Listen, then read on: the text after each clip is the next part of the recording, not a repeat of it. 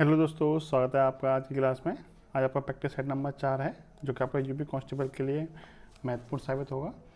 तो चलिए बिना किसी देरी के शुरू करते हैं आज का प्रैक्टिस सेट नंबर 4। देखिए, पहला क्वेश्चन दिया है। देखिए, ये आपका क्या दे रखा है, ये आपका चार्ट दे रखा है, ग्राफ दे रखा है, और एक ग्राफ आपका नीचे भी दे रखा है। ठीक है, दो ग्राफ दे रखे हैं, दोनों ग्राफ पर आधारित एक क्वेश्चन पूछा गया है। वो क्वेश्चन क्या है वो देखिए। क्वेश्चन में बोला है कि वर्ष 1997 में सम्मिलित हुए अभ्यर्थियों की संख्या और वर्ष 2004 में सफल हुए अभ्यर्थियों की संख्या में क्या अनुपात है। तो ये वर्ष 1997 की बात हो रही है, तो 1997 में कितने अभ्यर्थी शामिल हुए। देखिए, ये जो डेटा दे रखा है वो अभ्यर्थियों की संख्या का दे रखा है, और ये जो डेटा दे रखा है वो परसेंटेज, कितने परसेंट विद्यार्थी पास हुए उसका डेटा दे रखा है। ठीक है, क्लियर। तो 1997 में कितने विद्यार्थी शामिल हुए हैं, तो ये डेटा हमें कहाँ से मिलेगा, यहाँ से, इस वाले ग्राफ से मिलेगा। तो 1997 में कितने विद्यार्थी शामिल हुए थे, तो 1997 लाइन कहाँ तक जा रही है, यहाँ तक जा रही है। तो ये लाइन कहाँ पे मिल रही है, आपकी 5 पे मिल रही है। तो 1997 में कितने विद्यार्थी शामिल हुए थे, तो 5 विद्यार्थी शामिल हुए थे। तो 5 को आप यहाँ लिख लीजिए। ठीक है, अब आपसे बोला है कि 2004 में कितने सफल विद्यार्थी हुए हैं, उनका अनुपात चाहिए। 2004 में सफल विद्यार्थी कितने हुए हैं, तो 2004 में पहले आप देखिए कि विद्यार्थी बैठे कितने। 2004 में विद्यार्थी बैठे थे आपके 35। ठीक है, ये लाइन आपकी कहाँ तक जा रही है, 35 तक जा रही है। तो 2004 में 35 विद्यार्थी शामिल हुए थे। अब 35 में से कितने विद्यार्थी सफल हुए हैं, कितने परसेंटेज, तो 2004 में देखिए कितना परसेंटेज जा रहा है, ये आपको जा रहा है 40% तक।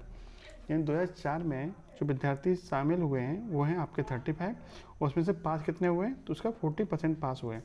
यानी कि 35 का 40% पास हुए। इसको सॉल्व करेंगे तो 5 से 2 बार, 5 से 7 बार, और 2 से कटेगा 2 बार, 7 दूनी 14। यानी कि 14 विद्यार्थी क्या हुए हैं, आपके पास हुए हैं। ठीक है, कितने विद्यार्थी पास हुए हैं, 14 विद्यार्थी पास हुए हैं। आपसे पूछा क्या था, आपसे अनुपात पूछा था किसका, 1997 में शामिल विद्यार्थी और 2004 में पास विद्यार्थी। तो 1997 में कितने शामिल हुए थे, 5 शामिल हुए थे, और 2004 में कितने पास हुए, 14 पास हुए हैं। दोनों का अनुपात निकालने कितना आ जाएगा, अनुपात 5:14 आ जाएगा। ठीक है, जो कि आपको ऑप्शन नंबर किसमें दे रखा है, ऑप्शन नंबर बी में दिया हुआ है। ठीक है, बी ऑप्शन आपका राइट आंसर होगा। क्लियर। चलिए नेक्स्ट क्वेश्चन देखिए। क्वेश्चन नंबर 2 में बोला है कि 256 के वर्गमूल और 16 के वर्गमूल का गुणनफल ज्ञात करें और फिर परिणाम के वर्गमूल को ज्ञात करें। यानी आपको कुल मिलाकर बताना क्या है कि 256 का वर्गमूल कितना होता है, 16 है, और 16 का वर्गमूल कितना होता है, 4। ठीक है, दोनों का गुणनफल करना है, दोनों गुणा करना है, यानी कि 16 गुणा 4 करना है, और फिर जो गुणनफल आए उसका भी क्या लेना है, आपको वर्गमूल लेना है, ये आपको बताना है। ठीक है, पहले 256 का वर्गमूल निकालिए, कितना आएगा 16, फिर 16 का वर्गमूल 4 आएगा। ठीक है, और दोनों का जो गुणनफल है उसका फिर वर्गमूल निकालिए। तो 16 जब 64, 64 का वर्गमूल कितना आएगा, 64 का वर्गमूल आपको पता है 8 आता है। तो यही आपसे पूछा भी था। तो इस पूरे क्वेश्चन का राइट आंसर क्या बनेगा, 8 बनेगा, जो कि ऑप्शन नंबर सी में दिया है। ठीक है, चलिए क्वेश्चन नंबर 3 देखिए। क्वेश्चन नंबर 3 में बोला है, एक बार ग्राफ दे रखा है। ठीक है, ये आपको बार ग्राफ दे रखा है, इसमें इस पर आधारित क्वेश्चन पूछा गया है कि वर्ष 2000 से वर्ष 2001 में मात्रा में आई कमी का परसेंटेज बताइए। देखिए, वर्ष 2000 से 2001 में, वर्ष 2000 में कितनी मात्रा है, तो देखिए मात्रा वाली लाइन कौन सी है, ये इस तरह की क्रॉस लाइन आपकी मात्रा को दर्शाती है, और ब्लैंक वाला आपका मूल्य को दर्शाता है। तो 2000 में मात्रा कितनी थी, तो 200 थी, और 2001 में मात्रा कितनी हो गई है, 50 हो गई है।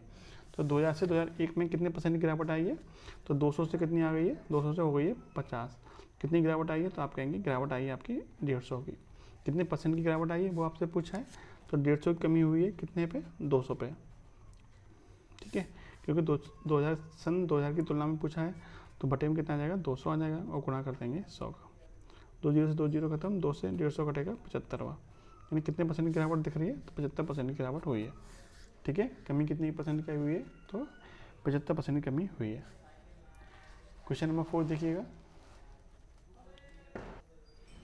देखिए, क्वेश्चन नंबर 4 में बोला है कि यदि दो संख्या का योग 50 है और इनमें से एक संख्या दूसरी संख्या की 2/5 गुना है, तो संख्या बताइए। देखिए, एक संख्या जो है दूसरी संख्या की 2/5 गुना है। यदि हम एक संख्या को x मान लें, तो दूसरी संख्या कितनी जाएगी, इसकी 2/5x।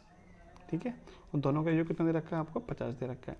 यहाँ से सॉल्व करिए, 5x + 2x कितना है, 7x। 7x बट्टे में 5 बराबर 50। तो यहाँ से आपको x की वैल्यू मिल जाएगी 250 बट्टे में 7। यानी पहली संख्या आपको मिल जाएगी 250 बट्टे में 7, जो कि आपको सिर्फ एक ही ऑप्शन में दे भी रखी है। यहाँ से दूसरी संख्या निकाल सकते हैं, x की जगह पे यहाँ वैल्यू रख देंगे इस वाले में, तो आपको दूसरी संख्या मिल जाएगी 100 बट्टे में 7। तो इस तरीके से इसका आंसर निकल के आ जाएगा 250 बट्टे 7 और 100 बट्टे 7। हमें एक ही x की वैल्यू निकालने से हमें आंसर मिल रहा है, तो पूरा सॉल्व करने की हमें ज़रूरत नहीं है। ठीक है। क्वेश्चन नंबर 5 में देखिएगा, दो संख्याएं 3:4 के अनुपात में है और उनका मासा और लासा का गुणनफल दे रखा है 2028। तो संख्याओं का योग बताइए। देखिए दोनों संख्याओं का अनुपात कितना है 3:7, तो इनका अनुपातिक योग कितना हो जाएगा 3 और 4 7। तो जो भी संख्याओं का योगफल होगा वो इनके अनुपातिक योग के मल्टीपल में होगा, यानी जो भी योग होगा वो 7 से हमारा विभाजित होना चाहिए। 7 से विभाजित कौन सा ऑप्शन है आपका, तो 7 से विभाजित होने वाला एक ही ऑप्शन है 91, ठीक है, जो कि 7 से कट रहा है और कोई ऑप्शन हमारा 7 से नहीं कट रहा है, ठीक है। इस तरीके से आपका ऑप्शन नंबर जो डी है वो आपका राइट आंसर बनेगा। क्वेश्चन नंबर 6 देखिएगा, 30 अंडर में 30 है, फिर अंडर में 30 है, फिर आपकी इस तरह से सीरीज चलती आ रही है, इसका हमें मान बताना है। तो जब ये सीरीज आपकी कहाँ तक जाए, अनंत, कहाँ तक जाए, अनंत तक जाए, ठीक है, इन्फिनिटी तक जाए, तो इस तरह सीरीज का मान कैसे निकालते हैं। तो जो संख्या दे रखी है आपको उसके ऐसे फैक्टर करने होते हैं, उसके दो ऐसे फैक्टर करने होते हैं कि जो कि आपस में क्या हो, जिनमें आपस में कुछ भी कॉमन ना हो और उनके बीच का अंतर कितना होना चाहिए, 1 होना चाहिए। जैसे कि 6 और 5, ठीक है। 30 के फैक्टर आपके 10 और 3 में होंगे, लेकिन आपको अंतर कितना लेना है बीच का, दोनों के 1 लेना है। तो 30 में के दो फैक्टर कौन कौन से हो जाएंगे, 6 और 5। तो जब बीच में प्लस दे रखा हो तो आपको बड़ी वाली संख्या इसका आंसर होगा, और यदि बीच में माइनस दे रखा हो तो छोटी वाली संख्या इसका आंसर होगा। चूँकि जहाँ पे प्लस बीच में प्लस दे रखा है तो जो 6 है वो इसका राइट आंसर बन जाएगा। ये इसका शॉर्ट तरीका होता है, ठीक है। चलिए क्वेश्चन नंबर 7 में देखिएगा। देखिए क्वेश्चन में बोला है कि एक विद्यालय में सभी कर्मचारियों का औसत वेतन 10,000 है और 20 शिक्षक का 12,000 है और अन्य कर्मचारियों का 5,000 है। तो अन्य कर्मचारियों की संख्या बतानी है। देखिए एक तरफ शिक्षक है, एक तरफ क्या है, अन्य कर्मचारी हैं। सभी का शिक्षक का कितना औसत वेतन दे रखा है 12,000 और शिक्षक है कितने 20 शिक्षक। कर्मचारी हमें निकालना है, हमने मान लिया x है, और कर्मचारी का औसत वेतन कितना है, तो कर्मचारियों का है 5,000 और सभी का औसत वेतन कितना है, तो वो है 10,000। इसको आप इस तरीके से लिख लीजिए, ठीक है। अब देखिए इसमें लगा लीजिए एलिगेशन, 12,000 माइनस के 10,000 कितना हो जाएगा 2,000 और 10,000 माइनस के 5,000 कितना हो जाएगा, तो आपका हो जाएगा 5,000। तो यहाँ से आपका रेशियो निकल आएगा 5:2, यानी कि इनकी जो संख्या होगी वो किस अनुपात में होगी, 5:2 के अनुपात में होगी। लेकिन शिक्षक की संख्या कितनी दे रखी है, 20 दे रखी है, जो कि 5 यूनिट का कितना गुना है, 4 गुना है। तो कर्मचारियों की संख्या भी कितनी होगी, 2 का 4 गुना, 2 का 4 गुना कितना हो जाएगा 8। तो x की वैल्यू कितनी मिल गई आपको, 8 मिल गई, यानी जो कर्मचारी हैं वो कितने हैं, तो वो आपके 8 कर्मचारी हैं। Option number B. Next question देखिएगा, मेट्रो ट्रेन के दैनिक टिकट का मूल्य है 120 रुपये और मासिक पास का मूल्य है 3276 रुपये। यदि सोहन मासिक पास खरीदता है और महीने में 30 दिन यात्रा करता है तो उसकी कितनी % की बचत होगी। यानी यदि वो पर डे 120 रुपये की टिकट लेता है तो 30 दिन में कितना रुपये खर्चा करेगा, तो वो 3600 रुपये खर्चा करेगा। लेकिन जो मासिक पास लेगा तो कितने रुपये खर्चा कर रहा है, तो 3276 रुपये खर्च कर रहा है, यानी कुल मिलाकर वो कितने रुपये बचा रहा है, तो आप कहेंगे वो 324 रुपये बचा रहा है। कितना बचा रहा है, 324 रुपये बचा रहा है, ठीक है। तो आपसे ये पूछा है कि जो बचत कर रहा है वो कितने % की बचत कर रहा है, तो 324 की बचत कर रहा है कितने पे, तो उसका खर्चा कितना था, 3600 रुपये था। कितने % का खर्चा हो जाएगा, 100 से गुणा कर दीजिए, सॉल्व कर लीजिए, 2 0 से 2 0 खत्म, और 36 से कटेगा, 36 निमा 200, 324 होता है, तो 9 बार कटेगा, यानी उसकी जो बचत है वो कितने % की बचत है, तो 9% की बचत है। क्लियर, ऑप्शन नंबर सी आपका राइट आंसर होगा। नेक्स्ट देखिएगा, देखिए क्वेश्चन दिया है 8 पेनों और 3 पेंसिलों का मूल्य 3 पेनों और 9 पेंसिलों के मूल्य के बराबर है। एक पेन के मूल्य और एक पेंसिल के मूल्य के बीच का अनुपात बताइए। देखिए मान लेते हैं एक पेन का जो मूल्य है वो x रुपये है और एक पेंसिल का जो मूल्य है वो कितना है, 22 रुपये है। तो इस हिसाब से 8 पेनों का मूल्य कितना हो जाएगा, 8x, और 3 पेंसिलों का मूल्य कितना हो जाएगा, 3y। दोनों का जो मूल्य है वो किसके बराबर दे रखा है आपको, 3 पेन यानी कि 3x प्लस के 9y के बराबर दे रखा है। और आपसे दोनों पूछा क्या है, एक पेन और एक पेंसिल के मूल्य का अनुपात पूछा है। देखिए 8x को यहीं रहने दीजिए, इधर से 3x को चले आइए तो माइनस का 3x हो जाएगा, और 9y को यहीं रहने दीजिए और 3y को चले जाएंगे तो माइनस का 3y हो जाएगा। यहाँ बचेगा आपका 5x, इधर बचेगा आपका 6y। यहाँ से हम x और y का रेशियो निकालेंगे, कितना आएगा 6/, यानी कि 6:5, ठीक है। और यही आपसे पूछा भी था, x और y क्या है, x हमारा पेन है और y क्या है, पेंसिल। पेन और पेंसिल के मूल्य का अनुपात कितना आया, 6:5 निकल के आया, जो कि आपको ऑप्शन नंबर बी में दिया हुआ था, ठीक है। चलिए नेक्स्ट देखिएगा, 53 रुपये को ABC के मध्य इस प्रकार बांटा जाता है कि A को B से 7 रुपये अधिक और B को C से 8 रुपये अधिक मिलते हैं, उनके हिस्सों का अनुपात बताइए। तो देखिए जो भी हिस्सों का अनुपात होगा उनका कुल अनुपातिक जो योग होगा उससे हमारा 53 कटना चाहिए, क्योंकि 53 का हिस्से किए जा रहे हैं।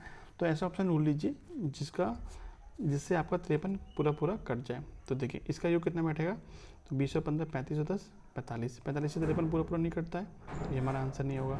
ऐसे इसको देखिए 12 15 27, 27 और 8 35, 35 से भी नहीं कटता है, 15 10 25 और 33, 33 से भी नहीं कटता है, 25 और 8 43 और 10 53, 53 से पूरा 53 कट रहा है, तो ये हमारा आंसर बन जाएगा। इस तरह से ऑप्शन नंबर जो बी है वो हमारा राइट आंसर बनेगा। इसका डिटेल सॉल्यूशन देखिए, ठीक है, ये तो शॉर्ट तरीका हो गया, इसका डिटेल में सॉल्यूशन देख लीजिए, फिर आपको और कंफर्म हो जाएगा, क्लियर हो जाएगा। ठीक है, देखिए 3 व्यक्ति हैं ए, बी और सी। मान लेते हैं कि जो ए को मिल रहा है वो बी से कितना अधिक मिल रहा है, 7 रुपये। तो बी को मान लेते हैं कितने रुपये मिल रहे हैं, x रुपये, तो ए को कितना मिलेगा, इससे 7 रुपये अधिक, यानी कि x प्लस 7 रुपये मिल जाएंगे। और बी को जो मिल रहा है वो सी से 8 रुपये अधिक मिल रहे हैं, इसका मतलब सी को कितने मिल रहे होंगे, x माइनस के 8 रुपये। तभी तो इसको बी का जो मूल्य है वो बी का जो मूल्य है वो सी से 8 रुपये अधिक होगा। ठीक है, यानी ए बी सी को जो मूल्य मिल रहा है वो कितना कितना मिल रहा है, x प्लस 7, x और x माइनस के 7, और तीनों का जो कुल योग है वो कितना है, 53 है, यानी कि x प्लस 7 प्लस के x प्लस x माइनस के 8 बराबर 53। ठीक है, तो ये हो जाएगा आपका x प्लस x 3x हो जाएगा, और 7 में से 8 में 7 घट जाएंगे तो माइनस का 1 हो जाएगा, यानी कि 53 हो जाएगा। ये 1 इधर जाएगा तो 54 हो जाएगा, 53 प्लस 1 54, तो x की वैल्यू कितनी हो जाएगी, 54/3, यानी कि 18 3 54। ऑप्शन x की वैल्यू कितनी आ जाएगी, 18 आ जाएगी, यानी बी हो जाएगा आपका 18, ये हो जाएगा आपका 25, और ये हो जाएगा आपका क्या 10। तीनों की जो वैल्यू होगी कितनी होगी, 25 18 और 10, जो कि आपको ऑप्शन नंबर बी में दे भी रखे। ठीक है, चलिए नेक्स्ट देखिएगा, क्वेश्चन नंबर 11। एक आदमी के पास 10,000 रुपये हैं, उसने इसका एक हिस्सा 15% के ब्याज पर और दूसरे हिस्सा 10% के ब्याज पर, उसे 5 साल के बाद में ब्याज के रूप में 6500 रुपये की प्राप्ति होती है। उसके द्वारा उधार दी गई राशियों के बीच में कितना अंतर है, ये हमें निकालना है। देखिए चूँकि यहाँ पे जो बात हो रही है वो साधारण ब्याज के रूप में हो रही है, तो 5 साल में कितना ब्याज मिल रहा है, इसको 6500 ब्याज मिल रहा है। तो 1 साल का ब्याज कितना होगा, 1 साल का ब्याज 5 से भाग कर देंगे, कितना जाएगा, 1300 रुपये ब्याज हो जाएगा। क्योंकि साधारण ब्याज के केस में क्या होता है कि समान वर्ष में समान ब्याज मिलता है, यानी हर साल आपका समान ब्याज मिलता है, यानी हर साल पहली साल कितना ब्याज मिला है, 6300, दूसरे साल भी कितना मिलेगा, पहली साल कितना ब्याज मिला है 1300, तो दूसरे साल भी कितना ब्याज मिलेगा, 1300 ही मिलेगा, यानी हर साल आपको समान ब्याज मिलेगा। तो देखिए पहली साल कितना मिल रहा है, 1300 मिल रहा है, कितने रुपये पे, 10,000 रुपये, तो कितने % की दर से मिल रहा होगा। यदि हम दर निकालना चाहें तो आपको 1300 रुपये ब्याज मिला, कितने पे मिला, 10,000 रुपये। ठीक है, कितना % की दर हो गई, तो आप कहेंगे 2 0 से 2 0 खत्म, 2 0 से 2 0 खत्म। ठीक है, 1300 था ना, 1 0 एक्स्ट्रा लगा दिया, कितने % की ब्याज होगी, 13% की ब्याज होगी, यानी जो ब्याज की दर है वो कितनी % है, 13%। किस पे, ओवरऑल, यानी ओवरऑल जो ब्याज मिल रही है वो आपको 13% दर से मिल रही है। अब आगे देखिए, यानी एक हिस्से पे मिल रही है 15% और दूसरे हिस्से पे मिल रही है आपको 10%, और ओवरऑल जो ब्याज मिल रही है वो कितनी % मिल रही है, 13% मिल रही है। ये तो हम एलिगेशन लगाएंगे तो 15 माइनस के 13 यानी 2 आ जाएगा, और यहाँ पे 13 माइनस के 10 यहाँ कितना आ जाएगा, 3% आ जाएगा। दोनों का रेशियो निकालेंगे, 3 रेशियो आपका 2 आ जाएगा। यानी उसने जो ब्याज की राशि उठाई है, उसने जो साधारण ब्याज पर राशि उठाई है वो किस अनुपात में उठाई है, 3:2 के अनुपात में उठाई है, यानी कि कुल अनुपात जो कितना हो जाएगा, 5 यूनिट। यानी उसने कुछ कुल राशि जो उठाई है ब्याज पे वो कितनी उठाई है, 5 यूनिट राशि उठाई है, लेकिन जो एक्चुअल में वो किसके बराबर दे रखी है, आपको 10,000 के बराबर दे रखी है। यानी कि 5 यूनिट जो राशि है वो एक्चुअल में 10,000 के बराबर दे रखी है। तो यहाँ से 1 यूनिट की वैल्यू कितनी जाएगी, 5 का भाग कर देंगे तो 2000 रुपये। ठीक है, पूछा क्या, दोनों की राशियों के बीच का अंतर, दोनों की राशियों के बीच का अंतर कितना है, 1 यूनिट का ही है, और 1 यूनिट की वैल्यू यहाँ से कितनी निकल के आई, 2000 रुपये निकल के आई। तो कुल मिला के दोनों राशियों के बीच का अंतर कितना हुआ, 2000 रुपये तो हुआ। तो इस तरह से ऑप्शन नंबर जो डी है वो आपका राइट आंसर बनेगा। ठीक है, option number D. Question number 12 में देखिएगा, वार्षिक रूप से संयोजित किसी राशि को चक्रवृद्धि ब्याज पर निवेशित किया जाता है जो 3 वर्षों के बाद 1000 और 4 वर्षों के बाद में 1100 हो जाती है। प्रति वर्ष ब्याज की दर कितनी होगी, प्रति वर्ष ब्याज की दर कितनी होगी। तो चक्रवृद्धि ब्याज की बात हो रही है। चक्रवृद्धि ब्याज वाले केस में क्या होता है कि समान समय में समान गुना वृद्धि होती है, और हर साल जो वृद्धि होती है वो दर के हिसाब से वृद्धि होती है। यानी 3 साल के बाद राशि कितनी थी, 1000 थी, और 4 साल के बाद कितनी हो गई, 1100 हो गई। यानी 1 साल में कितनी बढ़ गई, तो आप कहेंगे 100 रुपये बढ़ गई। कितनी बढ़ गई, 100 रुपये बढ़ गई। कितने % बढ़ गई, तो 1000 पे 100 रुपये कितने में बढ़ी है, 1000 रुपये बढ़ी है। कितने % की वृद्धि हुई, तो आप कहेंगे 10% की वृद्धि हुई है। तो ये जो 10% की वृद्धि होती है वही आपकी दर के बराबर होती है। वो क्या होती है? प्रतिवर्ष दर के बराबर होती है। तो यही आपसे पूछा भी था, कितने % की दर होगी? तो दर होगी आपकी 10% की। Option number A. ठीक है। क्वेश्चन नंबर 13 देखिएगा। क्वेश्चन नंबर 13 में बोला है ए और बी किसी काम को 12 तथा 18 दिनों में कर सकते हैं। एक काम आरंभ करता है और वे बारी बारी से एक एक दिन काम करते हैं, तो पूरा काम कितने दिनों में ख़त्म हो जाएगा? तो देखिए, ए करता है आपका 12 दिन में और बी करता है आपका 18 दिन में। ठीक है। हम मानते हैं कुल जो काम है वो दोनों के समय के एलसीएम के बराबर, यानी कि 36 यूनिट काम है। कितना काम है? 36 यूनिट काम है, जिसको कि ए 12 दिन में पूरा खत्म कर देता है, तो एक दिन में कितना काम करता होगा? 3 यूनिट काम करता होगा, और बी एक दिन में 2 यूनिट काम करता होगा। ठीक है। 36/12 3 आएगा और 36/18 2 आएगा, यानी दोनों का एक दिन का काम निकल के आ गया। अब शुरुआत कौन करता है? ए करता है, यानी पहले दिन 3 ए कितना काम कर देगा? 3 यूनिट काम कर देगा। फिर अगले दिन बी आएगा, 2 यूनिट काम कर देगा। कुल मिला के 2 दिन में कितना काम हो रहा है? तो 5 यूनिट काम हो रहा है। काम करना कितना है हमें? तो 36 काम करना है। तो 2 दिन के कितने जोड़े बन जाएंगे इसमें? तो आप 36 में 5 से भाग करिए, कितना बन जाएगा? आपके 7 जोड़े पूरे बन जाएंगे, यानी कि 7 टर्म तक आपका ऐसे ही चलता रहेगा। ठीक है। 7 टर्म तक आपका ऐसे ही चलता रहेगा। पहले ए आएगा, फिर बी आएगा, फिर ए आएगा, फिर बी आएगा, इस तरह से चलता रहेगा। यानी 2 दिन में 5 यूनिट काम हो रहा है, तो 7 पंजे 35, यानी 35 यूनिट काम करने में कितना समय लगेगा? तो देखिए, 2 दिन में हो रहा है 5 काम, तो 35 यूनिट काम करने में कितना दिन लगेंगे? तो 7 का गुणा है, तो यहाँ पे भी 7 का गुणा करिए, यानी कि 14 दिन का समय लगेगा। यानी 14 दिन तक तो आपका काम ऐसे चलता रहेगा 1 बाई 1 करके। ठीक है। बचा हुआ काम कितना है? तो 36 में से 35 काम हो चुका है। कितना काम बच गया? 36 माइनस के 35, यानी कि 1 यूनिट काम बच गया। अब इसी 1 यूनिट काम को कौन करेगा? देखिए, सबकी बारी बारी काम हो रहा है, तो अब अगली बार कौन काम करेगा? तो अब आएगा ए। ए को 1 यूनिट काम करने में कितना समय लगेगा? ए एक दिन में करता है 3 काम, तो 1 यूनिट काम करने में कितने का समय लगेगा? 1/3 दिन का समय लगेगा। यानी ए को 1 यूनिट काम करने में कितना समय लगेगा? 1/3 दिन का समय लगेगा। तो कुल मिलाकर समय कितना लग गया? तो 14 दिन तो आपको यहाँ पर पूरे लग गए, और 1/3 आपको और लगेगा, तो कुल समय कितना हो गया? कुल समय हो जाएगा आपका 14 सही 1/3 दिन का। ठीक है। यानी 14 दिन तक तो आपका 1 बाई 1 चलेगा। पहले ए आएगा, फिर बी आएगा, फिर ए, फिर बी। तो कुल मिला के 14 दिन में कितना काम हो जाएगा? 35 यूनिट काम हो जाएगा।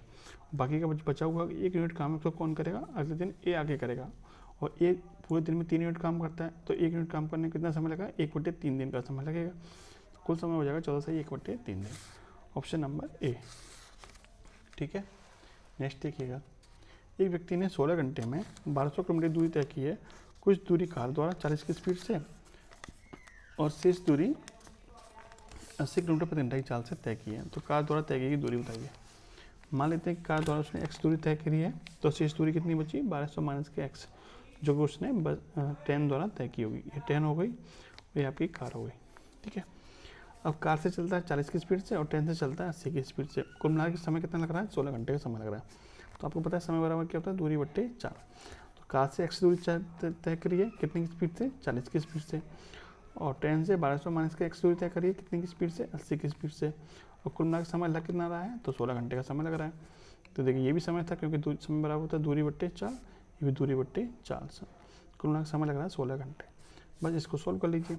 40 और 80 का एलसीएम आ जाएगा 80, तो यहाँ से 2 बार कटेगा, 2x हो जाएगा। यहाँ पे आपका 1200 माइनस के x हो जाएगा बराबर 16। 2x में से 1x घटाएंगे तो x बचेगा, x प्लस 1200 बराबर 16 गुणा 80, 16 गुणा 80 कितना जाएगा? 1280। ठीक है। तो x की वैल्यू हो जाएगी 1280 माइनस के 1200, यानी कि 80 किलोमीटर। x क्या था? कार के द्वारा चली गई दूरी। आपसे पूछा भी क्या है? कार के द्वारा चली गई दूरी पूछिए, जो कितनी निकल के आई? 80 किलोमीटर निकल के आई। Option number D. ठीक है। चलिए नेक्स्ट क्वेश्चन बताइएगा। नेक्स्ट क्वेश्चन है, सॉरी, यदि किसी वृत्त की त्रिज्या में 50% की कमी की जाती है तो उसके क्षेत्रफल में कितनी कमी होगी? इस क्वेश्चन का आंसर आप कमेंट बॉक्स में बताइएगा, क्योंकि इस तरीके के क्वेश्चन मैंने आपको काफ़ी कराए प्रैक्टिस सेट में। चलिए नेक्स्ट क्वेश्चन देखिएगा। Question number 16। 2 शंकुओं की ऊंचाइयाँ 1:3 के अनुपात में हैं। यदि उनके आधारों की त्रिज्याएं 3:1 के अनुपात में है, तो उनके आयतनों का अनुपात ज्ञात कीजिए। आपको पता है शंकु का आयतन क्या होता है? शंकु का आयतन का फॉर्मूला होता है 1/3 पाई r²h। ठीक है, ये होता है। तो देखिए, पहले यदि हम शंकु को निकालना चाहें, तो V1 निकालना चाहें, कितना आएगा? तो 1/3 पाई R1 कितना है, R1 देखिए त्रिज्या 1 कितनी है 3, तो 3 का स्क्वायर इंटू H1 कितना है, पहली ऊंचाई कितनी है 1, और B2 निकालना चाहें तो 1/3 पाई R2 कितना है तो 1 है, 1 का स्क्वायर इंटू H कितना है 3, ठीक है। इसको सॉल्व करते हैं, 1/3 पाई से 1/3 पाई खत्म, ऊपर कितना बचेगा 3 का वर्ग 9, 9 एकम 9, नीचे बचेगा आपका 1 का वर्ग 1 आएगा, 1 इंटू 3 3, 3 एकम 3, 3 3 9, तो V1 और V2 का जो रेशियो निकल के आया कितना निकल के आया 3:1, ठीक है, यानी कि 3:1, तो उनकी जो आयतनों का अनुपात होगा वो कितना होगा 3:1 होगा, option number C. Question number 17 है, एक संख्या का 2 गुना और उनके व्युत्क्रम के 3 गुना का योग 25/2 है, तो वो संख्या ज्ञात कीजिए। देखिए इस तरह सवालों को ऑप्शन से करिए, ज़्यादा इजी पड़ेगा। आपसे बोला कि एक संख्या का 2 गुना, मान लेते हैं हमारी कोई संख्या x है, उसका 2 गुना, ठीक है, फिर उनके व्युत्क्रम के 3 गुना, यानी 1/x का कितना 3 गुना, किसके बराबर दे रखा है आपको 25/2 के बराबर दे रखा है, ठीक है। इस तरीके से आपका समीकरण बनेगा। देखिए अब ऑप्शन के साथ इसको सेटिस्फाई कर लेते हैं। पहला ऑप्शन उठाते हैं 7, 7 दूनी 14, और यहाँ पे कितना हो जाएगा 3/7, ठीक है, तो ये आपको 25/2 नहीं बनेगा, इसका मतलब ये 7 आपका ऑप्शन नहीं होगा। 6 को रखेंगे तो 6 दूनी 12 मिल जाएगा यहाँ पे, प्लस 3/6 यानी कि 1/2 हो जाएगा, तो कुल मिला के कितना बनेगा 12 प्लस के 1/2, 12 दूनी 24 और 1 25, 25/2 बनेगा, जो कि आपका बनना भी चाहिए। इसका मतलब जो हमारी संख्या होगी वो कितनी होगी 6 हो गई, ऑप्शन नंबर बी। नेक्स्ट है, एक विक्रेता 10% की छूट देकर एक मशीन को 2700 में बेचता है, तो उसका अंकित मूल्य बताइए। तो जो छूट दी जाती है वो अंकित मूल्य पे दी जाती है, और छूट कितने % की दी जा रही है 10% की छूट दी जा रही है। 10% का भिन्न कितना होता है 1/10, यानी 10 यदि अंकित मूल्य है तो वो 1 की छूट पर बेची जा रही है, तो कितनी बेची जा रही होगी 9 यूनिट में बेची जा रही होगी। लेकिन आपको वैल्यू दे कितनी रखी है 9 यूनिट की 2700, 9 यूनिट की वैल्यू दे रखी है 2700, पूछा क्या है अंकित मूल्य कितना है 10 यूनिट, तो 10 की वैल्यू कितनी होगी, देखिए 2700 और बटे में आ जाएगा 9 और गुना कर दीजिए 10 का, तो हो जाएगा 300 गुणा 10 यानी कि 3000, उसका अंकित मूल्य कितना आ जाएगा 3000 रुपये आ जाएगा, ऑप्शन नंबर बी। नेक्स्ट देखें क्वेश्चन नंबर 19। क्वेश्चन नंबर 19 में दिया है 735 3 बार दे रखा है, फिर 105 3 बार दे रखा है, फिर नीचे 735 का वर्ग माइनस के 735 गुणा 105 प्लस के 105 गुणा 105। तो देखिए ऊपर क्या दे रखा है, ऊपर फॉर्मेट दे रखा है आपको AQ प्लस BQ का, और नीचे फॉर्मेट दे रखा है A² माइनस के AB प्लस के B² का, ठीक है। तो आपको पता होना चाहिए यदि A की वैल्यू यहाँ पे कितनी है 735 को A मान लीजिए और 105 को B मान लीजिए, ठीक है, तो A की वैल्यू हो जाएगी 735 और B की वैल्यू हो जाएगी 105। तो ऊपर फॉर्मेट क्या बन गया AQ प्लस BQ, और नीचे बन जाएगा A² माइनस के AB प्लस के B²। तो आपको पता होना चाहिए कि AQ प्लस BQ का फॉर्मूला क्या होता है, AQ प्लस BQ बराबर होता है A प्लस B एक ब्रैकेट में, और दूसरे ब्रैकेट में होता है A² माइनस के AB प्लस के B², ठीक है, ये वैल्यू होती है। तो यदि हम इस वैल्यू को उठा के यहाँ रख दें इसके ऊपर, तो यहाँ पे क्या बचेगा, तो यहाँ बचेगा आपका ऊपर बचेगा A प्लस B एक ब्रैकेट में, दूसरे ब्रैकेट में बचेगा A² माइनस के AB प्लस के B², और नीचे क्या बचेगा, नीचे बचेगा A² माइनस के AB प्लस के B²। इस पूरी वैल्यू से ये वाली पूरी वैल्यू खत्म हो जाएगी। कुल मिलाकर कितना बचा आपका A प्लस B बचा, कितना बचा A प्लस B बचा, और A की वैल्यू कितनी है 735 और B की वैल्यू कितनी है 105, दोनों को जोड़ देंगे कितना जाएगा 840। तो आपका 840 आंसर होना चाहिए, जो कि आपको ऑप्शन नंबर डी में दिया हुआ है, ठीक है। क्वेश्चन नंबर 20 देखिएगा, नीचे आपको ये शब्द रखा है, आपको बताना है कि इनके अक्षरों का प्रयोग करके कौन सा नहीं बनाया जा सकता। 4 ऑप्शन में से ऐसा ऑप्शन ढूंढिएगा जो कि इनके अक्षरों का प्रयोग करके, इस शब्द के अक्षरों का प्रयोग करके नहीं बन सकता है। तो जब आप गौर से देखेंगे इन शब्दों को तो आपको यहाँ पे U दिखाई देगा, जबकि U इसमें कहीं भी बना हुआ नहीं है। इसका मतलब ये हमारा अक्षर, ये हमारा शब्द आपका नहीं बन सकता इसके अक्षरों का प्रयोग करके, ठीक है। चलिए क्वेश्चन नंबर 21 देखते हैं। देखिए 21 में बोला है कि छत्ता का संबंध यदि मधुमक्खी से है तो ऊंची नीड का संबंध किससे होगा, ठीक है। मधुमक्खी किस में रहती है, छत्ते में रहती है। ऊंची नीड में कौन रहता है, मधुमक्खी किस में रहती है, छत्ते में रहती है। तो ऊंची नीड में कौन रहता होगा, तो ऊंची नीड में रहता है ग्राउंड। ग्राउंड किस में रहता है, ग्राउंड के जो घोंसला होता है उसको क्या बोलते हैं, ऊंची नीड बोला जाता है। तो ऑप्शन नंबर जो सी है वो आपका राइट आंसर है। देखिए इसका संबंध इससे है तो इसका संबंध किससे होगा, देखिए इसका संबंध किस तरह से बन रहा है। तो देखिए डी से क्या संबंध दर्शाया है, बी का, यानी कितना माइनस हुआ है, माइनस के 2 माइनस हुआ है। तो सी में से 2 माइनस करते हैं कितना आएगा, तो सी माइनस के 2 करेंगे तो ए आएगा, सी में से 2 माइनस करेंगे कितना आएगा, ए आएगा। फिर आगे देखिए यहाँ एच है और यहाँ पे एफ है, कितना माइनस के हुआ है, माइनस के 2 हुआ है। तो इस तरह से जी में से 2 माइनस करेंगे कितना आएगा, जी में से 2 माइनस करेंगे कितना आएगा, ई आएगा। तो ए के बाद में कितना आना चाहिए, ई आना चाहिए, जो कि सिर्फ ऑप्शन नंबर बी में दे रखा है और किसी ऑप्शन में दे भी नहीं रखा, बाकी का चेक करने की जरूरत नहीं है। ठीक है, नेक्स्ट देखिए क्वेश्चन नंबर 23। 64 का संबंध 4 से है तो किसका संबंध 9 से होगा। तो देखिए 64 का घनमूल होता है 4, तो किसका घनमूल 9 होता है, तो आप कहेंगे 729 का घनमूल 9 होता है। ऑप्शन नंबर बी आपका राइट आंसर बनेगा। ठीक है, सिंपल क्वेश्चन था। क्वेश्चन नंबर 24 देखिए, टिन, स्टील, लोहा, तांबा, इनमें से आपको बताना क्या है, विषम शब्द का चयन करना है। इन चारों में बताना है कि इनमें से भिन्न कौन सा है, भिन्न शब्द कौन सा है। टिन, स्टील, लोहा और तांबा, तो इसमें से भिन्न कौन सा हो जाएगा, तो इसमें से भिन्न हो जाएगा आपका स्टील। क्यों भिन्न हो जाएगा, क्योंकि ये तीनों जो हैं वो क्या है, आपकी मेटल है, यानी कि धातु है, जबकि ये आपकी मिश्र धातु है स्टील, तो ये आपका अन्य तीनों से भिन्न हो जाएगा। ऐसे 25 में बताना है कि भिन्न कौन सा है। तो 25 में भिन्न देखेंगे तो आपको पता चलेगा कि इसमें शुरू के दोनों लेटर स्मॉल में है, फिर आपके बाद के दोनों लेटर कैपिटल में है, स्मॉल कैपिटल स्मॉल कैपिटल, जबकि इसमें क्या है, कैपिटल स्मॉल उल्टा हो रखा है, तो इसका मतलब ये तीनों से भिन्न है। Option number D. चलिए क्वेश्चन नंबर 26 देखिए, 87, 90, 84, 88, 81 क्वेश्चन मार्क आपको बताना है कि यहाँ पे क्या आएगा वैल्यू। ठीक है, इसकी वैल्यू बताने से पहले यदि आपको वीडियो अच्छी लग रही हो तो लाइक और शेयर करना मत भूलना। चलिए इसका आंसर देखते हैं। देखिए इसमें आपको 2 सीरीज काम कर रहे हैं, 87 से 84, 84 से 81, 81 से कितना आएगा। तो देखिए कितने का अंतर हो रहा है, सब में 3-3 का अंतर हो रहा है, कितने का, 3-3 का। तो 81 में से 3 माइनस करेंगे कितना आएगा, तो दूसरे स्थान पर आ जाएगा 78, यानी लास्ट में कितना आना चाहिए, 78 आना चाहिए, जो कि सिर्फ एक ही ऑप्शन में दे भी रखा है। तो बी, सी ऑप्शन आपका राइट आंसर हो जाएगा, बाकी पहले वाला मैच करने की जरूरत नहीं है। नेक्स्ट देखिए 27, B C D E, B C D E, तो यहाँ पे कितना आएगा, एफ आएगा। ठीक है, तो इसका मतलब ये हमारा आंसर नहीं होगा। और देखिए 3, 3 दूनी 6, 6 दूनी 12, 12 दूनी 24, 24 दूनी 48, यहाँ पे कितना चाहिए, आना चाहिए 48 आना चाहिए, यानी एफ के बाद कितना आना चाहिए, 48 आना चाहिए। तो ये भी हमारा आंसर नहीं होगा, इन दोनों में से कोई एक आंसर बनेगा। फिर देखिए पी के बाद आर है, यानी कि प्लस के 2 हो रहा है, आर से टी प्लस के 2, टी से वी प्लस के 2, वी से प्लस 2 करेंगे तो कितना आएगा, तो एक्स आएगा। एफ 48 एक्स, ऑप्शन नंबर जो ए है वो आपका राइट आंसर। ठीक है, 28 बताइए, 28 आपके लिए है, आपको कमेंट बॉक्स में बताना है 28 का आंसर कितना आएगा। ठीक है, चलिए 29 देखिएगा, A Z B Y C X, पहले शुरुआत ए से हो रही है, फिर बी है, फिर सी है, फिर यहाँ पे क्या आएगा, टी आएगा, और डी सिर्फ एक ही ऑप्शन में दे रखा है, बाकी का हमें चेक करना नहीं है।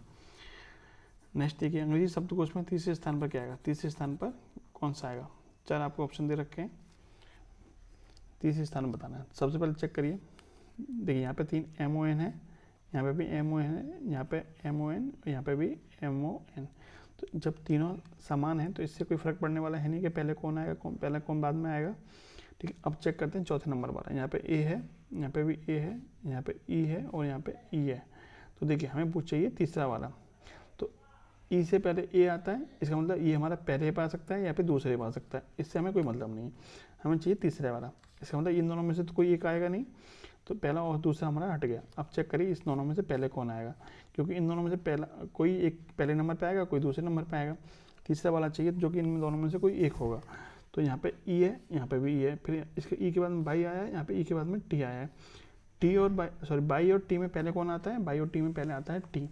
इसका मतलब पहले दूसरे पे तो ये इनमें से कोई एक हो जाएगा, दोनों हो जाएंगे। तीसरे नंबर पे कौन सा आएगा, टी वाला आएगा, क्योंकि टी जो होता है वो बाई से पहले आता है। तो तीसरे स्थान पर कौन सा आएगा, तीसरे स्थान पर हमारा ऑप्शन नंबर सी वाला हो जाएगा। ठीक है, चलिए क्वेश्चन नंबर 31 देखिएगा।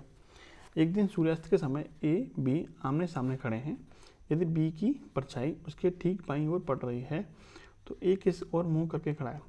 देखिए आपको पता है यदि हम इस तरह से दिशा माने कि हमारा ईस्ट है, ये हमारा वेस्ट, ये नॉर्थ और ये साउथ। तो जो सूर्यास्त का समय होता है उसमें सूर्य किस दिशा में छिपता है, सूर्यास्त किस दिशा में होता है, पश्चिम दिशा में होता है। इसका मतलब जो सूर्य, हम यदि सूर्य को हम यहाँ मान लें, ठीक है, और दिशाएं हम इस तरह से माने, तो हमारी पश्चिम हो जाएगी यानी वेस्ट हो जाएगी, ये ईस्ट हो जाएगी, ये नॉर्थ और ये साउथ। फिर कह रहा है कि जो ए है, ए और बी आमने सामने खड़े हैं, बी की परछाई उसके ठीक बाईं ओर, बी की परछाई किधर पड़ेगी, बाईं ओर। तो यदि यहाँ पे कोई आदमी खड़ा होगा तो उसकी परछाई किधर पड़ेगी, जब सूर्य इधर है तो परछाई इस दिशा में पड़ी होगी, और ये दिशा बाईं ओर बननी चाहिए। इसका मतलब जो बी होगा उसका मुंह किधर दिशा में होगा, नीचे की तरफ होगा। बी का मुंह किस दिशा की ओर होगा, नीचे की तरफ होगा। यानी कि बी यदि हम यहाँ बैठा दें और ए को यहाँ बैठा दें तो ये आमने सामने हो जाएंगे एक दूसरे के, और इसकी जो परछाई बनेगी वो इसके बाईं ओर बनेगी। और ये क्वेश्चन में बोला भी है कि यदि बी की जो परछाई उसके ठीक बाईं ओर पड़ेगी। तो ये तभी संभव है जब बी का मुंह किधर हो, दक्षिण की तरफ हो। तो बी का मुंह दक्षिण तरफ है तो ए का मुंह किस दिशा की ओर होगा, उत्तर दिशा की ओर होगा। यही आपसे पूछा भी है। तो ए का मुंह किस दिशा की ओर होगा, उत्तर दिशा की ओर होगा। ठीक है, चलिए क्वेश्चन नंबर 32 देखिए। क्वेश्चन नंबर 32 में बोला है एक आदमी का मुंह पश्चिम की ओर है। देखिए इसको यहाँ पर डायग्राम बनाइए ऊपर। देखिए ये आपका पूरब होता है, ये पश्चिम होता है, ये उत्तर, और ये आपका दक्षिण होता है। ठीक है, अब एक आदमी का मुंह किधर है, पश्चिम की ओर है। ठीक है, जैसे मान लेते हैं ये आदमी इस दिशा की ओर मुंह करके खड़ा है। अब कह रहा है कि यदि वो 45 डिग्री दक्षिणावर्त घूमे, 45 डिग्री दक्षिणावर्त घूमेगा तो अब उसका मुंह किस दिशा की ओर हो जाएगा, इस दिशा की ओर हो जाएगा। फिर कह रहा है कि क्योंकि दक्षिण की तरफ दिशा कौन सी होती है, ये वाली होती है। कितना डिग्री होता है, 45 डिग्री। और ये दो खानों के बीच की दूरी कितने अंश का होता है, 90 अंश का होता है, और इसका आधा होता है 45 अंश का। ठीक है, तो दाईं तरफ घूमेगा तो कितना घुमाना है, 45 डिग्री घुमाना है। तो इसका मुंह किस दिशा की होगा, इस दिशा की, और इसका मुंह हो गया। ठीक है, अब आगे देखिए। अब बोला है कि तथा फिर 180 डिग्री दक्षिणावर्त घूमता है। यदि 180 डिग्री घूम जाएगा तो इसका मुंह किधर हो जाएगा, फिर इसके जस्ट विपरीत हो जाएगा। अब इसका मुंह किधर है, इस दिशा की ओर है। ठीक है, अब आगे देखिए। फिर कह रहा है कि इसके बाद वो 270 डिग्री बामावर्त घूमता है, बाईं तरफ 270 डिग्री घूमता है। तो 180 डिग्री तो ये हो गया, 180 में जब 90 जोड़ देंगे तो कितना आएगा, 45 + 45। यानी अब इसका मुंह किस दिशा की ओर है, इस दिशा की ओर इसका मुंह है। अब पूछा है कि उसका मुंह किस दिशा की ओर है, तो ये दिशा में निकालनी है। तो ये दिशा कौन सी होगी, यानी ये दिशा होगी आपकी ये वाली। और ये दिशा कौन सी है, वेस्ट और साउथ के बीच की, यानी साउथ वेस्ट यानी दक्षिण पश्चिम दिशा होगी। Option number D. ठीक है, चलिए क्वेश्चन नंबर 33 देखिए। वक्तव्य दे रखे हैं और निष्कर्ष, यानी कथन और निष्कर्ष वाला क्वेश्चन है। कथन में बोला है कि कुछ चाबियां ताले हैं, कुछ चाबी क्या है, ताले। इस तरह से बनेगा डायग्राम। फिर बोला है कि कुछ ताले संख्याएं, कुछ ताले क्या हैं आपके, संख्याएं। ठीक है, इस तरीके से बनेगा। फिर बोला है कि सभी संख्याएं क्या है, अक्षर हैं, सभी संख्याएं क्या हैं, अक्षर हैं। तो ये आपका अक्षर वाला बन गया डायग्राम। फिर बोला है कि सभी अक्षर शब्द हैं, सभी अक्षर क्या हैं, आपके शब्द हैं। तो ये बन गया आपका शब्द वाला। अब निष्कर्ष क्या निकल रहा है वो देखिए। कुछ शब्द संख्या हैं, कुछ शब्द क्या है, संख्याएं। तो ये जो शब्द वाला गोला है वो संख्याओं में होके जा रहा है, इसका मतलब पहला आपका निष्कर्ष निकल रहा है। फिर देखिए कुछ ताले अक्षर हैं, कुछ ताले अक्षर हैं। तो अक्षर वाला भी ताले के बीच में होकर निकल रहा है, तो ये भी आपका निष्कर्ष निकल रहा है। यानी दोनों ही निष्कर्ष निकल रहे हैं। ऑप्शन नंबर जो सी है वो आपका फिर राइट आंसर बनेगा। क्वेश्चन नंबर 34 देखिए। देखिए क्वेश्चन में बोला है कि दो कारें एक उभयनिष्ठ बिंदु से शुरू होती हैं। पहली कार उत्तर की तरफ 10 किलोमीटर की यात्रा करती है, बाएं मुड़ती है और आगे 8 किलोमीटर जाती है। दूसरी कार 5 किलोमीटर दक्षिण की तरफ जाती है और बाएं मुड़ती है और 8 किलोमीटर की यात्रा करती है। उन कारों के बीच की दूरी बताइए। देखिए दो कारें एक उभयनिष्ठ बिंदु से शुरू होती है, मान लेते हैं यहाँ से शुरू करते हैं इसको। पहली कार उत्तर की हो जाती है, पहली कार को उत्तर की तरफ भगा दिया हमने, क्योंकि जो दिशा होती है वो इस तरह होती है, ये पूरब होती है, ये पश्चिम होती है, ये नॉर्थ, ये साउथ, यानी उत्तर, ये दक्षिण। ठीक है, पहली कार को उत्तर की तरफ भगा दिया हमने, कितना, 10 किलोमीटर। फिर कह रहा है कि फिर बाएं मुड़ती है और 8 किलोमीटर चलती है, बाएं मुड़ेगी कितनी चलेगी, 8 किलोमीटर चलेगी। फिर कह रहा है कि दूसरी कार को 5 किलोमीटर दक्षिण में भगाइए, ये होगी 5 किलोमीटर दक्षिण की ओर। फिर कह रहा है कि दाएं मुड़ती है और कितना चलती है, 8 किलोमीटर। याद करें इसका दाएं कितना होगा, इधर होगा, कितना चलेगी, 8 किलोमीटर चलेगी। अब बोला है कि दोनों के बीच की दूरी बताइए। तो ये दूरी आपकी कितनी होगी, इस दूरी के बराबर होगी। ये 10 और ये 5 15, कितनी हो जाएगी दूरी, ये दूरी हो जाएगी आपकी 15 kilometre. Option number D. Next देखिएगा। एक्स अपने शुरुआती बिंदु से 3 किलोमीटर चलता है, वह दाएं मुड़ता है और आगे 8 किलोमीटर की यात्रा करता है। वह बाएं मुड़ता है और आगे चलता है, लेकिन उसे ध्यान में आता है कि वह उस दिशा में से विपरीत दिशा में है जिसमें उसे होना चाहिए था। उसने पूर्व में चलकर शुरुआत की थी, तो उसे किस दिशा में जाना चाहिए। देखिए उसने शुरुआत किससे करी थी, पूरब से। अब देखिए मान लेते हैं यहाँ पर डायग्राम बनाते हैं, एक्स अपने शुरुआती बिंदु से 3 किलोमीटर चलता है। 3 किलोमीटर किस दिशा में चलेगा, पूरब दिशा की ओर, क्योंकि इसने बोला भी है पूर्व दिशा की ओर चलकर शुरुआत की थी। 3 किलोमीटर चल जाता है, फिर कहता है कि वह दाएं मुड़ता है और 8 किलोमीटर चलता है। दाएं मुड़ता कितना चलता है, 8 किलोमीटर चलता है, ठीक है। फिर कह रहा है कि वह बाएं मुड़ता है और आगे चलता है, बाएं मुड़ेगा और आगे चलेगा, इस दिशा की ओर चल रहा है, ठीक है। फिर कह रहा है कि वह बाएं मुड़ता है और आगे चलता है, लेकिन उसे ध्यान में आता है कि वो उस दिशा से विपरीत दिशा की ओर चाहता है जिससे उसे होना चाहिए था। यानी अभी किस दिशा की ओर जा रहा है, तो ये पूरब की ओर चलना शुरू किया था। अब दिशा भी कौन सी है, आपकी पूरब ही है, लेकिन ये उस दिशा की विपरीत दिशा है जिसकी तरफ उसे जाना चाहिए था। इसका मतलब ये दिशा किसकी विपरीत होगी, तो ये दिशा पश्चिम दिशा की विपरीत होगी, नहीं होगी। तो उसे जाना किस दिशा में चाहिए था, पश्चिम दिशा में जाना चाहिए था, लेकिन जा किधर रहा है, वो पश्चिम पूरब की ओर जा रहा है। तो आपसे पूछा किस दिशा की ओर जाना है उसे, तो किस दिशा की ओर जाना है उसे, पश्चिम दिशा की ओर जाना है। ऑप्शन नंबर जो सी है वो आपका राइट आंसर है, ठीक है। चलिए नेक्स्ट क्वेश्चन देखा जाए। क्वेश्चन नंबर 36 में दिया है कथन और निष्कर्ष। कथन कह रहा है कि कंपनी ABC ने निम्नलिखित नारे के साथ अपने उत्पाद का विपणन किया है, मार्केटिंग की है। क्या मार्केटिंग की है कि आगे बढ़ें, यदि कीमत और गुणवत्ता आपकी प्राथमिकता है तो इसे खरीदें। यानी आपको बोला है कि यदि आप कीमत कम चाहते हैं, कीमत और गुणवत्ता अच्छी चाहते हैं तो आप इसको खरीद सकते हैं, ठीक है। ये तो कहेगा नहीं कि कीमत अधिक चाहिए, कीमत अधिक है और गुणवत्ता अच्छी है, तब तो आप नहीं खरीदेंगे। कब खरीदेंगे, जब कीमत कम होगी और गुणवत्ता उसकी क्वालिटी क्या होगी, अच्छी होगी। तो इससे आप क्या निष्कर्ष निकाल सकते हैं, उत्पाद की कीमत जरूर अधिक होगी तो मार्केटिंग करेगा नहीं, कीमत अधिक होगी तो लेंगे नहीं लोग। और दूसरा क्या है, उत्पाद की गुणवत्ता जरूर अच्छी होगी, उसकी क्वालिटी अच्छी है, इसका मतलब लोग उससे खरीदने के लिए आगे बढ़ेंगे। इसका मतलब दूसरा निष्कर्ष आपका निकल रहा है, पहला निष्कर्ष आपका नहीं निकल रहा है। तो ऑप्शन नंबर जो बी है वो आपका सही आंसर है। और आज का लास्ट क्वेश्चन देखिएगा प्रैक्टिस सेट का। क्वेश्चन नंबर 37 कथन दिया है और तर्क दिए है। क्या भारत जैसे विकासशील देश में करों को समाप्त किया जाना चाहिए। इसके पीछे तर्क क्या करें, नहीं, देश का विकास करने हेतु सरकार को कदम उठाने के लिए कर आय के अच्छे स्रोत है। ये सरकार जो भी विकास करती है वो जो टैक्स लेती है उसी से तो करती है। यदि हम टैक्स को बंद कर देंगे तो सरकार विकास कैसे करेगी। इसका मतलब पहला तर्क हमारा मजबूत है। दूसरा तर्क देखिए, हाँ, इन करों का उपयोग राष्ट्रीय कल्याण के लिए नहीं किया जाता है, तो ये तो गलत बात है, राष्ट्रीय कल्याण के लिए तो किया जाता है। टैक्स बंद कर देंगे तो राष्ट्रीय कल्याण कैसे होगा। यानी दूसरा तर्क है वो हमारा मजबूत नहीं है, केवल एक ही तर्क मजबूत है, ऑप्शन नंबर जो ए वाला है। तो ये था आज का प्रैक्टिस सेट नंबर 4। वीडियो अच्छी लगी हो तो लाइक और शेयर करना मत भूलना। जय हिंद, जय भारत।